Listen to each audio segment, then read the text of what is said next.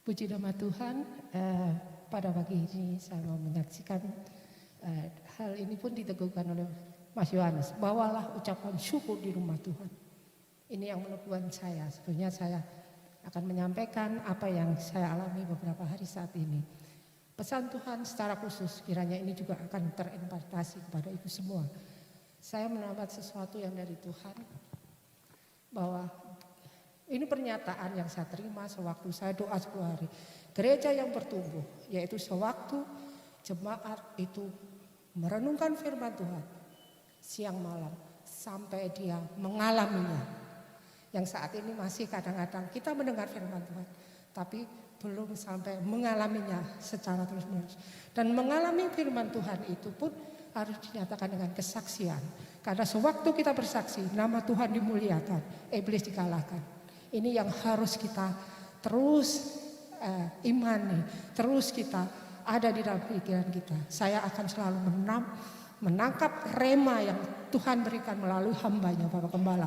Sekian banyak firman telah disampaikan. Tangkap rema itu, renungkan dan sampai mengalami. Pada pagi hari ini saya akan menyampaikan beberapa hal. Sewaktu saya doa 10 hari, saya menyampaikan kebaikan Tuhan terhadap hidup saya. Karena saya harus mengucap syukur. Saya menerima hal yang luar biasa yang dari Tuhan. 2 hal yang akan saya sampaikan, sebetulnya banyak. Saya akan menyampaikan terlalu lama. 2 hal yang saya terima dari Tuhan. Secara supranatural dan secara natural. Secara supranatural, saya memang berdoa secara khusus. Saya telah diurapi oleh Tuhan, tapi saya tidak mau. Dan itu pun diteguhkan oleh Bapak Gembala. Satu pernyataan yang pernah Ibu Bapak dengarkan. Jangan mau berhenti di dalam satu stasiun, tapi harus bergerak. Itu yang saya imani, saya tangkap. Tuhan, rema apa yang harus aku terima dari hamba-Mu. Jangan mau berhenti di dalam satu stasiun, tapi harus berjalan ke stasiun berikutnya. Itulah yang saya terus renungkan, dan Tuhan beri beberapa hal kepada saya. Bagaimana belajar Alkitab. Sampai saya juga sampaikan ke kaum wanita. Dan saya dapat anugerah yang luar biasa. Secara supranatural saya menerima stola. Dan ini pun diteguhkan oleh hamba Tuhan. Dari yang sewaktu dia melihat foto saya yang banyak itu, dia mengatakan, "Ibu mendapat stola ya?" Saya sebetulnya masih pikir apa itu stola. Stola itu adalah selendang yang diberikan Tuhan, yaitu beban pelayanan. Saya akan terus belajar apa yang Tuhan berikan buat saya secara supranatural. Itu akan terus buat saya akan mengerti. Kemudian berkat yang kedua, yang natural. Yang natural itu yang bisa dilihat. Kiranya ini juga akan terimpartasi. Sewaktu kita bersaksi, Bapak Ibu mengimani, Ibu Bapak juga akan menerima seperti yang saya imani. Ya, hal yang kedua, yang secara natural. Saya dimutasi di KPP Pratama Surakarta di Purwosari.